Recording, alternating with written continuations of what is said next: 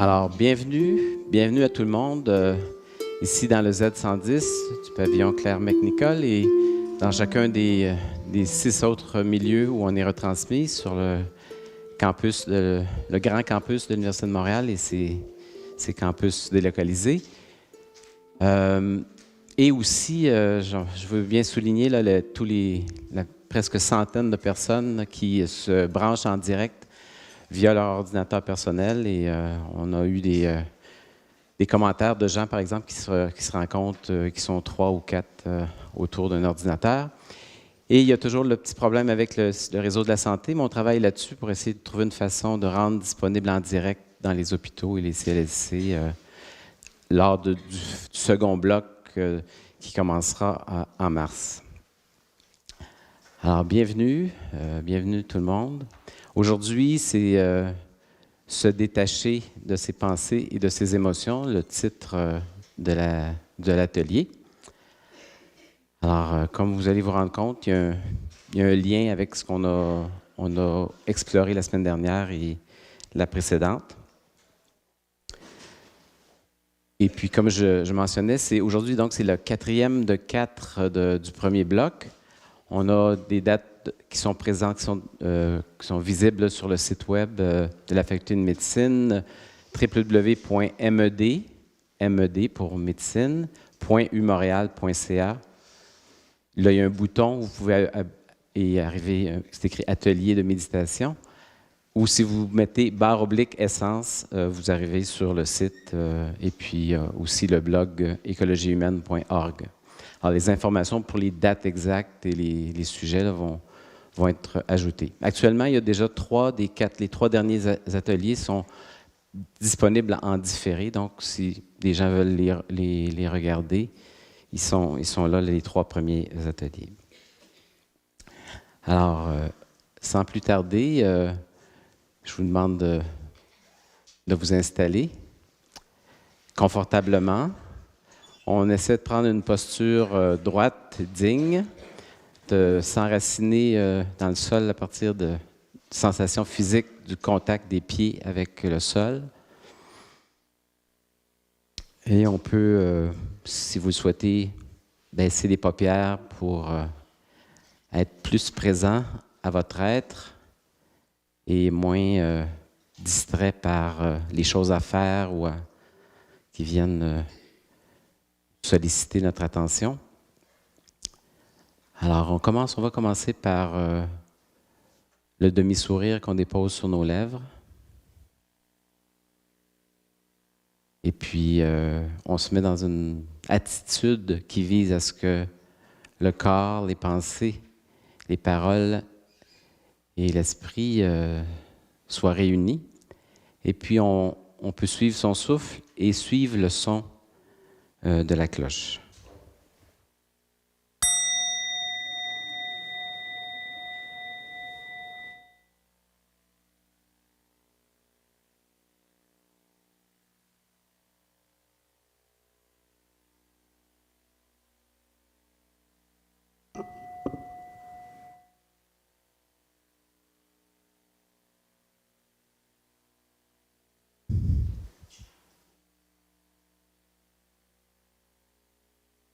Alors, vous pouvez demeurer en posture ou en attitude d'écoute attentive.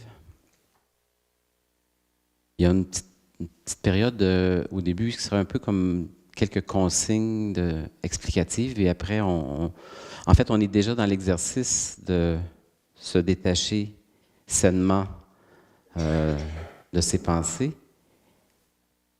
Mais il y a une première partie au début où il y a quelques petits commentaires.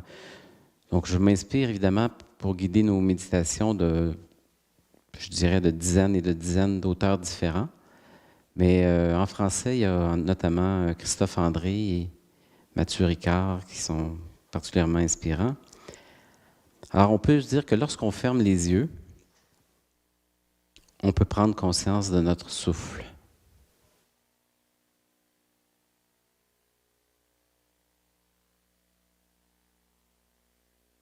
Et n'est-ce pas souvent noté que notre esprit se met à vagabonder?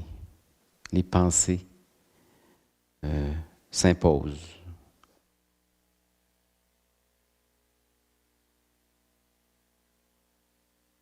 Alors, le centre d'attention qu'on essaie de porter sur le souffle est souvent visité par des pensées. Pensées de choses à faire, de penser sur la difficulté de rester dans l'exercice, de porter attention à son souffle. Alors, le travail de la présence attentive ou pleine conscience, ça consiste simplement, en fait, à prendre conscience du bavardage irrépressible de nos pensées. Donc aujourd'hui, oui, on porte attention toujours au souffle comme à l'habitude, mais on n'est pas surpris d'observer le bavardage irrépressible de notre esprit.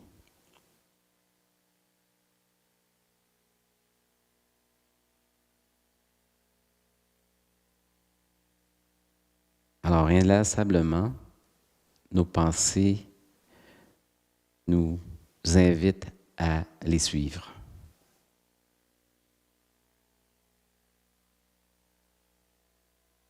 Alors ici, ce qu'on va tenter de cultiver aujourd'hui, c'est de cultiver un recul lucide par rapport aux pensées. Un peu comme la semaine dernière, on a pris un certain recul pour observer des sons. On va le faire encore aujourd'hui, observer le souffle, le corps, les sensations physiques, les sons. Mais on met la loupe, on va porter attention davantage aux pensées qui viennent et aussi aux pensées chargées émotivement, donc les émotions, les pensées et les émotions. Et donc, le travail qu'on va faire dans l'exercice qui s'en vient, ça va de ça. Ça va d'essayer de cultiver une attitude de recul lucide par rapport aux pensées. Alors, pour entrer plus formellement dans l'exercice d'aujourd'hui, à nouveau, on va suivre notre souffle et le son de la cloche.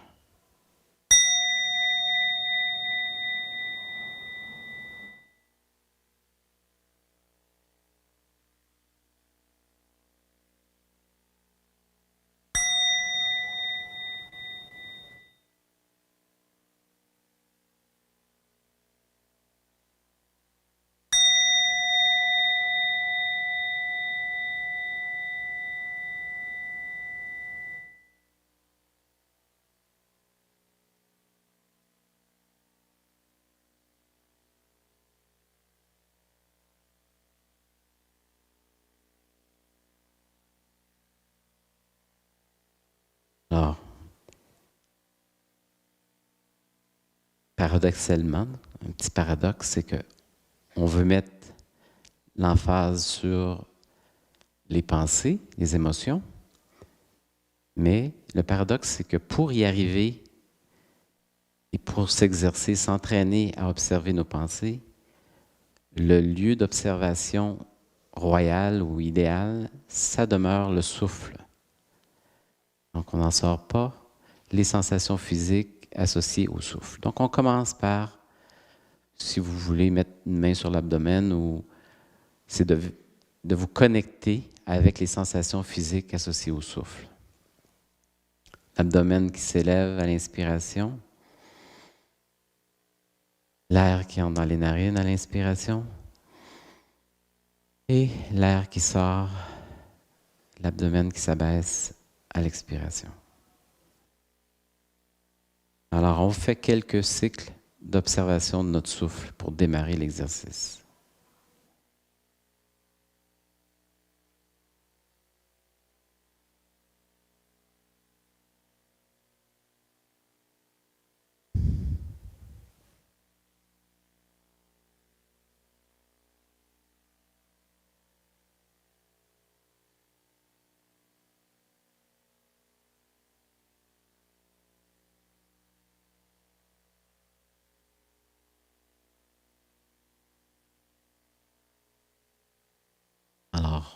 On observe les sensations physiques associées au souffle, à l'inspire jusqu'au bout,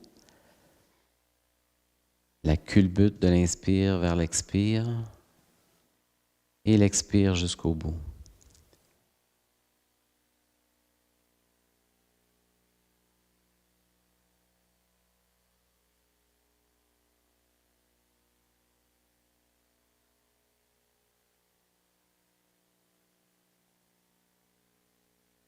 Et des sensations physiques associées au souffle, on peut passer aux sensations physiques associées au corps comme un tout. Contact des pieds avec le sol, contact avec votre chaise.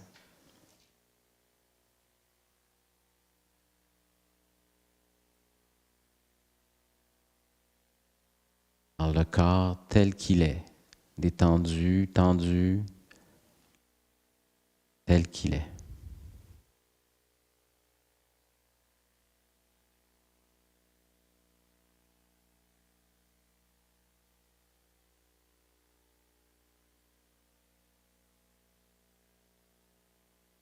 Alors, on observe notre souffle, les sensations physiques du corps comme un tout. Il y a une tension, on peut inspirer dans la tension et l'observer et expirer à partir de la tension.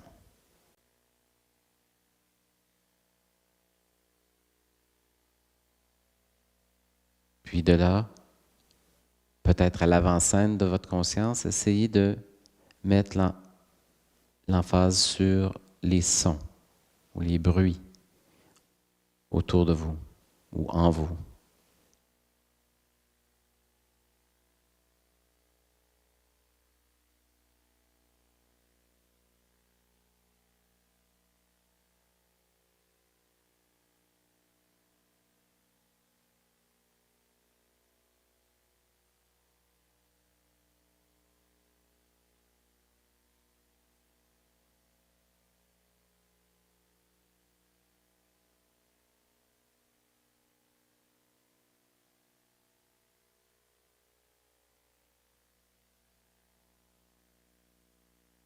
Alors on laisse notre corps respirer. On le laisse ressentir les sensations physiques. Et on laisse notre corps écouter les sons.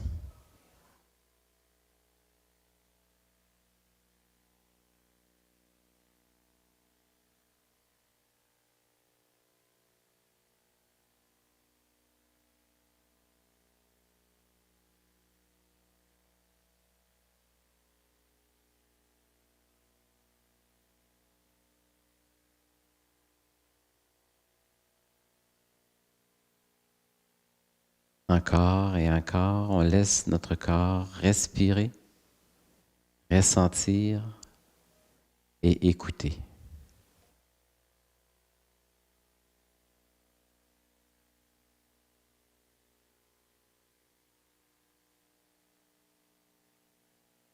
Alors, inéluctablement, c'est certain que déjà, il y a des pensées qui apparaissent. Alors, on continue à être attentif aux sensations physiques, de la respiration, du corps comme un tout et des sons, mais on note s'il y a des pensées ou des émotions qui se manifestent.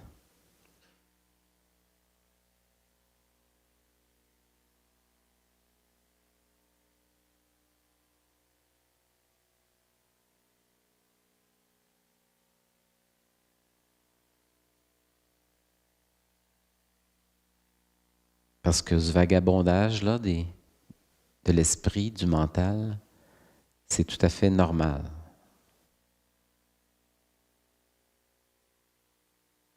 Ce n'est pas un signe d'échec de notre méditation. Ce n'est pas qu'on n'est pas bon pour méditer, c'est qu'au contraire, on est branché sur l'instant présent, incluant ses sensations physiques et ce qu'on appelle des pensées, des émotions.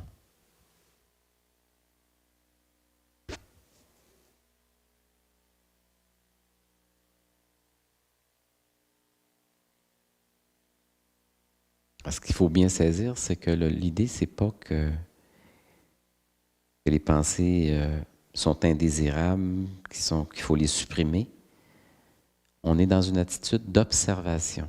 Observation de l'inspire, de la culbute vers l'expire. Donc, des sensations aussi du corps comme un tout et des sons.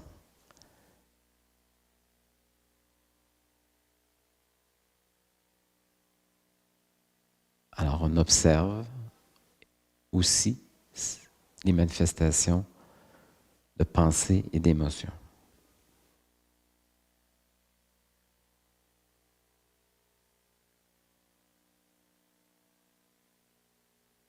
Alors, il est tout à fait normal d'avoir des pensées, des émotions qui viennent. C'est normal, c'est habituel. Mais c'est tellement habituel qu'on l'oublie. Puis on fusionne avec les pensées.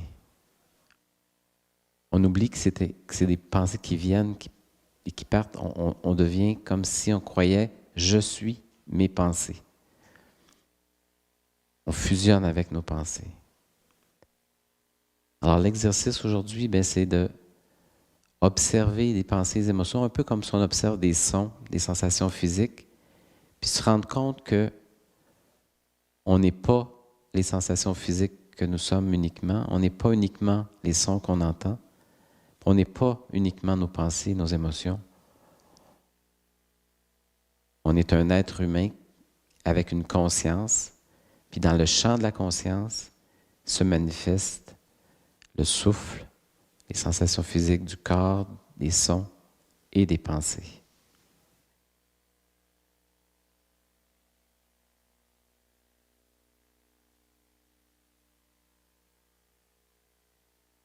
Alors, on va arriver là à une période de silence de 2-3 minutes où du poste d'observation du souffle, les sensations physiques, des sons du corps comme un tout, vous imaginez un peu comme assis sur la berge d'un ruisseau et que sur le ruisseau, sur l'eau, arrivent des bulles qui apparaissent, des bulles de pensée, des bulles d'émotion. Vous observez les bulles qui arrivent dans le courant, vous les regardez aller et vous observez qu'un moment donné, la pensée éclate, l'émotion éclate. Et là, arrivent d'autres bulles de pensée, d'émotion. Alors le défi, c'est de s'installer sur la berge, du souffle, du corps, des sons, pour voir arriver les bulles sur l'eau, puis essayer autant que faire se peut de demeurer sur la berge plutôt que de partir avec le courant, avec le train de pensée. Puis si vous partez avec le train de pensée, avec les bulles, avec le courant de l'eau, c'est très bien. C'est que vous allez faire un bout, puis hop, on prend conscience. Bon, je suis parti avec la pensée. Et on revient. Le fait d'en reprendre conscience, reprenez votre posture d'observateur. Alors ça, comme disait John Kabat-Zinn, c'est un processus à faire et à répéter des milliers de fois. De se mettre dans cette posture d'observateur. Alors allons-y pour un 3-4 minutes où vous pratiquez cet exercice.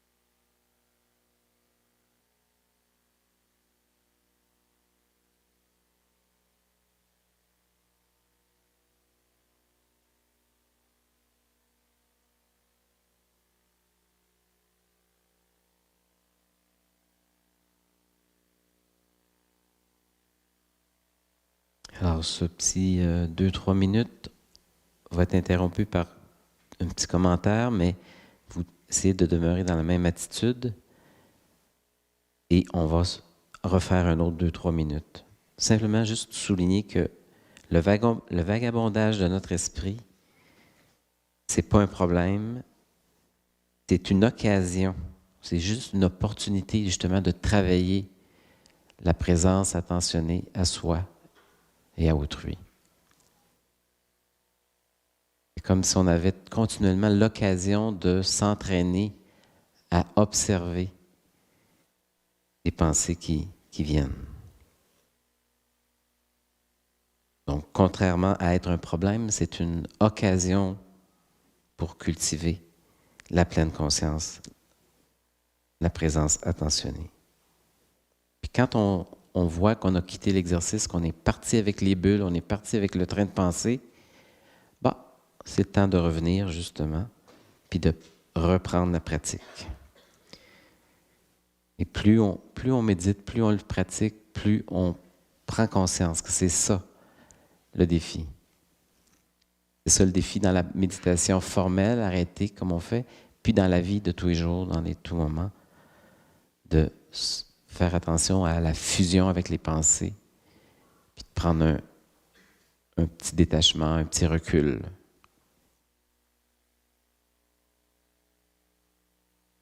Alors, la distraction des pensées, des émotions, ce n'est pas un obstacle, c'est un cadeau.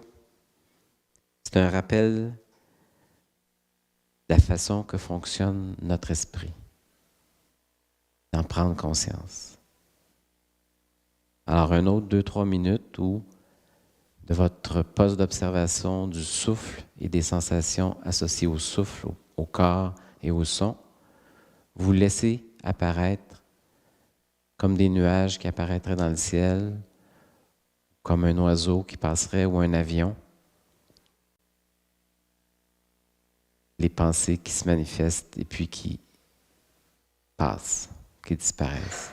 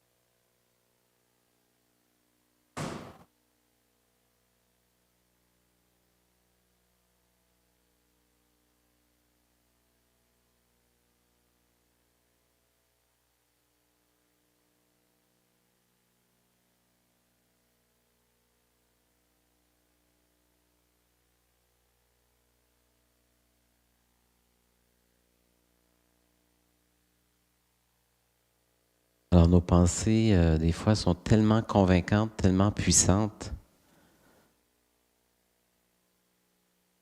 qu'elles se présentent comme si c'était la réalité, là, comme si c'était nos pensées. On comprend bien que les sons qu'on entend, c'est pas ça la réalité totale de notre être, mais les pensées, c'est comme si elles arrivaient à nous convaincre de ça. Alors et notre corps réagit comme si c'était vrai. Par exemple, si on a une pensée de peur qui s'impose, peur de quelque chose. Alors le corps, lui, quand il y a une pensée de peur, il sécrète certaines hormones, le cœur se met à battre vite. Alors il réagit comme si c'était vrai, même si c'est une peur utile. Alors de là, pour la santé du corps, l'importance d'arriver à faire la nuance entre les pensées et la réalité, la vraie réalité.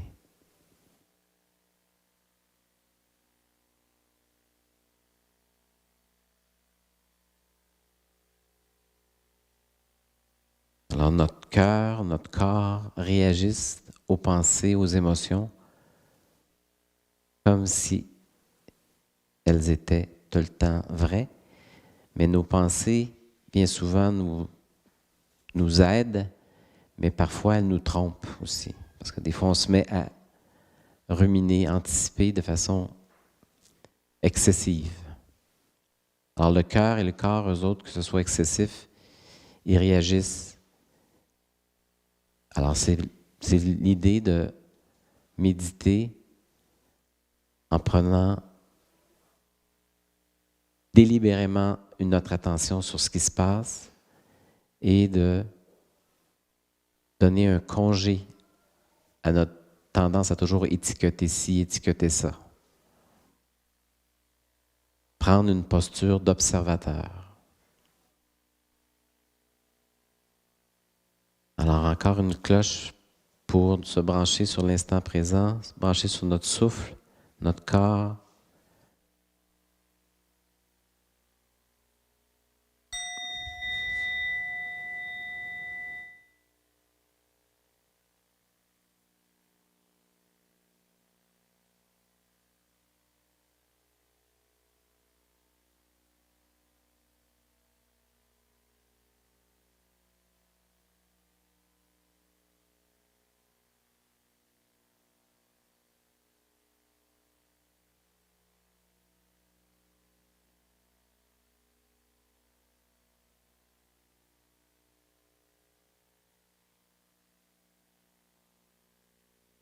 Alors la pratique de se mettre sur la berge puis d'observer les pensées,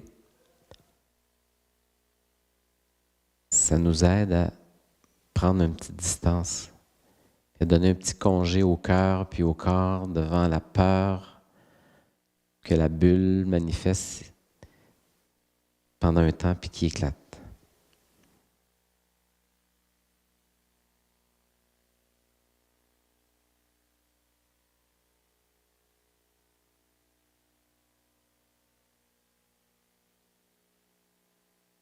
On le sait que les sons, ils vont, ils viennent et qu'on n'a pas à se fusionner avec les sons. Alors c'est le même message vis-à-vis les pensées, les émotions, les observer, puis de se donner un peu la pause d'embarquer dans le scénario catastrophe qui parfois s'impose.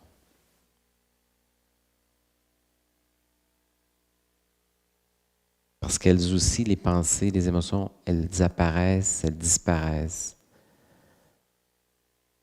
Une fois qu'on se rend compte de ça, ça relativise les choses. Alors allons-y à nouveau pour un 2 minutes. Souffle, corps, son et la visite dans le champ de la conscience de pensée et d'émotion.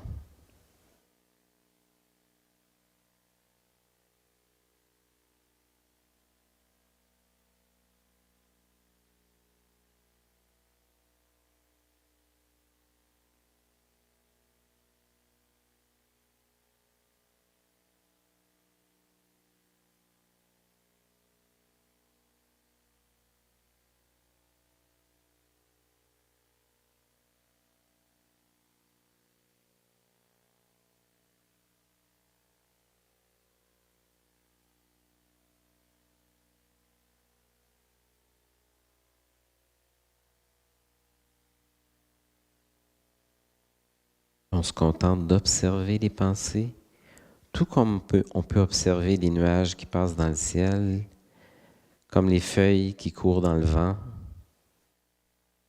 On observe les pensées.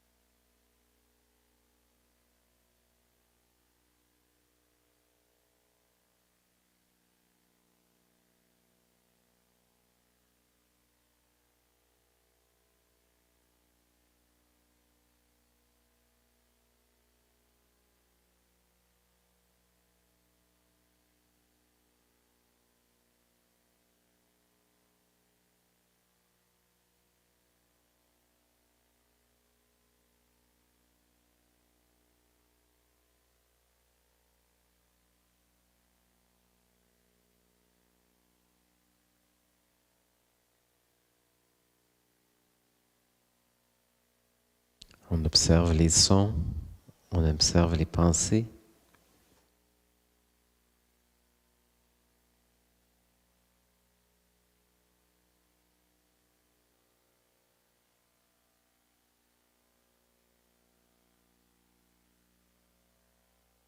Puis on cultive, un peu comme on cultive une attitude de demi-sourire, mais devant les pensées, on peut essayer de cultiver un demi-sourire.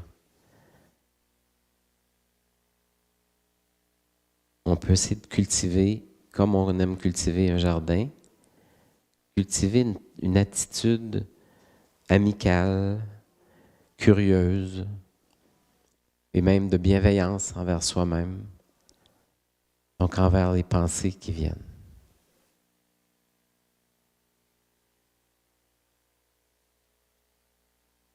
De bienveillance et amicale, mais aussi de prudence et d'une certaine distance par rapport aux pensées. Essayez de cultiver cette attitude, de faire attention à la fusion avec les pensées. Facile à dire, très difficile à faire. C'est ça l'idée de cultiver une pratique méditative régulière. De continuellement tendre vers cette complicité amicale, mais aussi prudente envers nos pensées, nos émotions.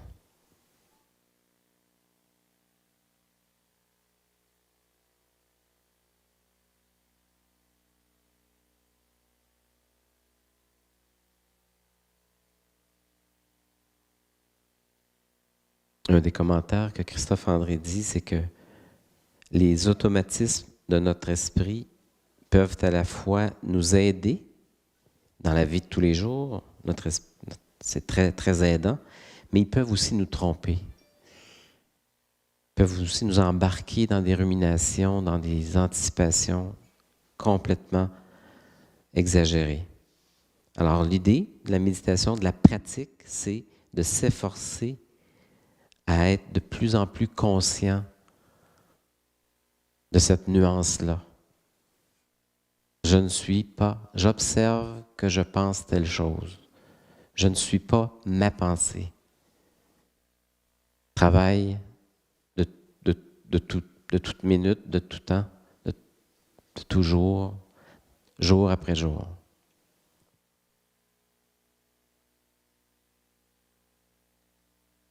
Alors on va, avant de faire la transition vers une autre étape de notre rencontre d'aujourd'hui, on va donc comme continuer d'observer à partir du souffle, des sensations physiques et des sons, l'arrivée des pensées qui apparaissent et qui disparaissent. Puis pour vous accompagner dans ça, il y aura le son de la cloche à nouveau, à 3 reprises. Donc, le son peut vous ramener dans le ici et maintenant et voir s'il n'y a pas des pensées qui viennent vous visiter. Encore.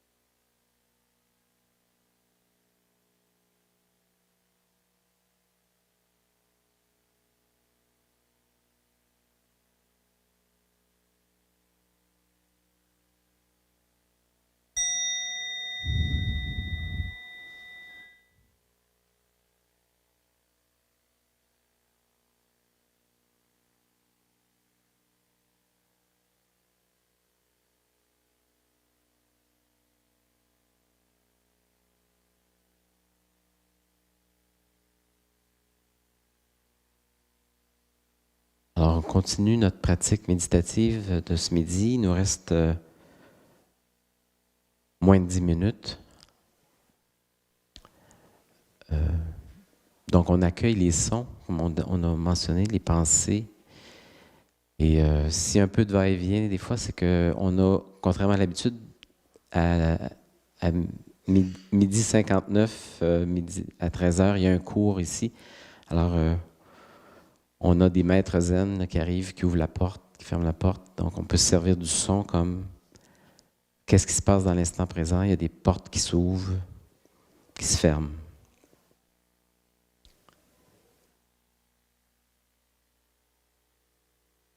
Alors, pour conclure cette 4e rencontre, donc le premier bloc de 4 qui se termine, une chose dont on n'a pas parlé beaucoup, c'est de manger en pleine conscience. Alors, je ne veux pas vous torturer, ceux qui n'ont pas mangé et qui ont faim, mais bon, on va porter attention sur des remarques de Thich Nhat Hanh et son équipe, le moine vietnamien, sur manger en pleine conscience. On peut marcher en pleine conscience, on peut courir en pleine conscience, prendre une douche en pleine conscience, on peut accorder une présence attentionnée au moment où on s'éveille, de déposer un demi-sourire sur ses lèvres. Mais une chose qu'on fait tous les jours, c'est de manger. Alors, je vais vous lire ce que Thich Nhat Hanh et les gens de la Maison de la Pleine Conscience, là, sur 6000 Côtes-des-Neiges, ici à Montréal, pratiquent autour de la pratique de manger en pleine conscience. Alors, on est invité à manger en étant pleinement attentif et attentionné à ce que nous allons déguster, en étant conscient de la nourriture, mais aussi de la communauté de pratique qui nous entoure. On est plus de 200 personnes. En moyenne, c'est de l'ordre de 200 à 300 personnes qui pratiquent les jeudis midi comme ça. On a même des chiffres un peu sous-estimés parce que, comme je vous disais, les ordis individuels, il y a parfois plus qu'une personne autour. Alors ensemble, on peut essayer de ne pas laisser s'entraîner quand on mange dans le passé et dans le futur, c'est-à-dire d'être présent à ce qu'on mange. De manger, on peut tendre vers manger d'une façon où la joie, la paix, la liberté sont possibles tout au long du repas. On se revoit dans 5-6 semaines, donc vous avez des centaines de fois l'occasion de pratiquer, de manger en pleine conscience. Une nourriture qui est un don de la terre, don du ciel et de nombreux êtres vivants et de beaucoup de travail.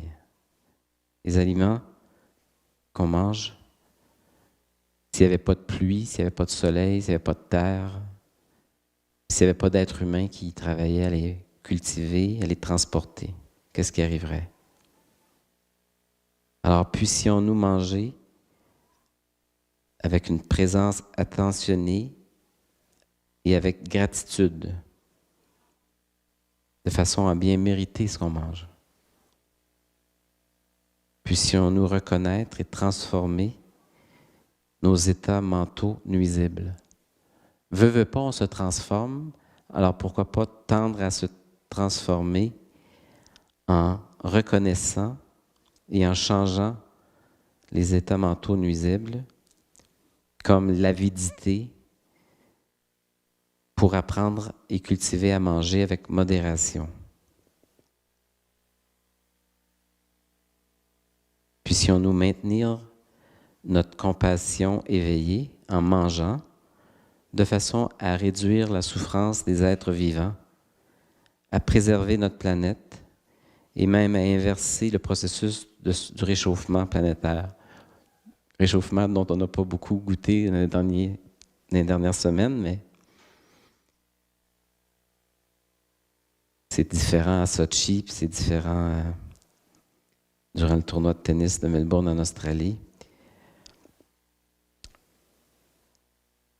Alors, on accepte la nourriture qui nous est offerte en faisant la promotion de notre fraternité, de notre sororité,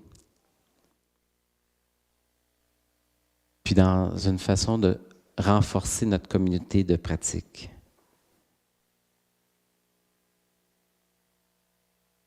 Alors, ça fait un peu paradoxal de parler de manger en pleine conscience quand on n'a pas rien à manger, en tout cas ici dans le Z110.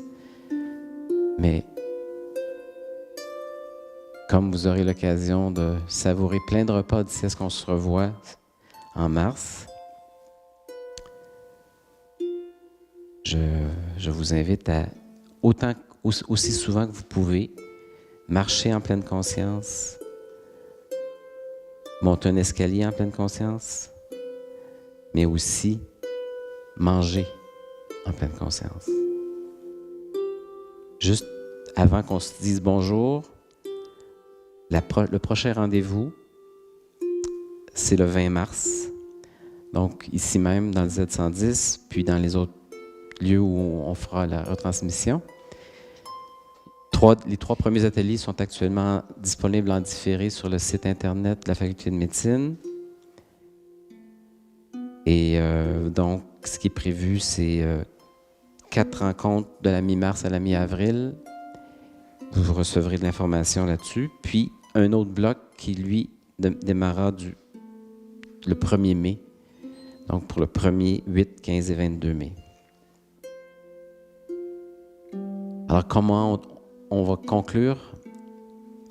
En prenant un instant pour à nouveau vous déposer un demi-sourire sur vos lèvres et avant de vous précipiter dans la vie frénétique qui nous attend tous, donnez-vous encore quelques secondes où votre être a toute sa place, où vous mettez en pause le mode faire, que vous savourez quelques secondes à ne pas avoir à courir ailleurs que d'être ici et maintenant.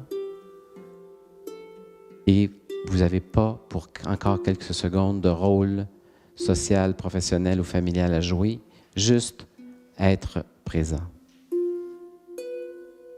Et pourquoi pas essayer de quitter la pièce en marchant, en étant présent, en étant attentionné et attentif à ce que votre pas soit en lien avec votre « j'inspire » et « je sais que j'inspire ». Je mets un pied par terre et je sais que je mets mon pied par terre. Et à un moment donné, aussi, ça peut se faire en marchant plus vite, mais on pratique, on saisit les occasions de pratique. Et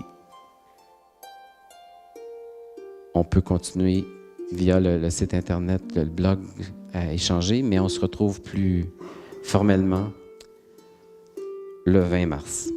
Alors, bonne sortie attentionnée et bonne signature. On peut écrire en attentionné ceux qui veulent avoir leur attestation. Salut tout le monde.